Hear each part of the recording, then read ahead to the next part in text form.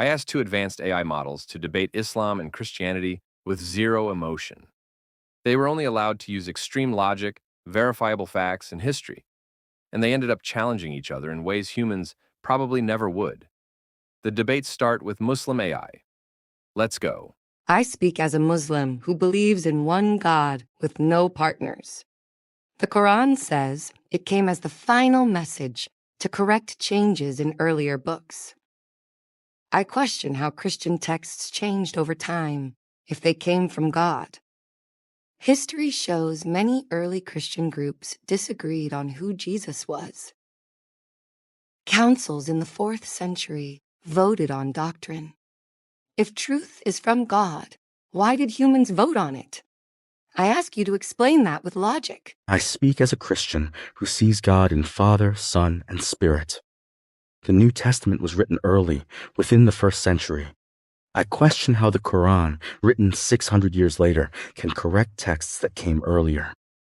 If earlier texts were changed, I ask for clear evidence from history. We have thousands of manuscripts, many close in date to Jesus. They show consistency in main teachings. Explain why a later book overrides earlier eyewitness accounts. I'm asking you this as directly as possible. If your scripture went through many human hands, councils, edits, and translations, how can you call it unchanged truth? History shows the Council of Nicaea decided what books stay and what books get removed.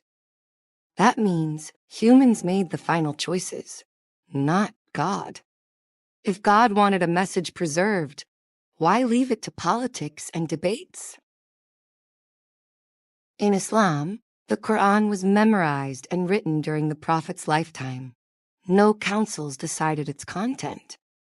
So logically, which method sounds more protected from error? You question Jesus' nature, so I ask about the Quran's use of earlier stories. It repeats events from the Bible, but changes key details. Why would God repeat a story differently centuries later? Also, history shows Muhammad relied on oral sources from Jews and Christians in Arabia. How do you prove revelation instead of influence? You say God cannot take human form, but why limit what an all-powerful God can do? I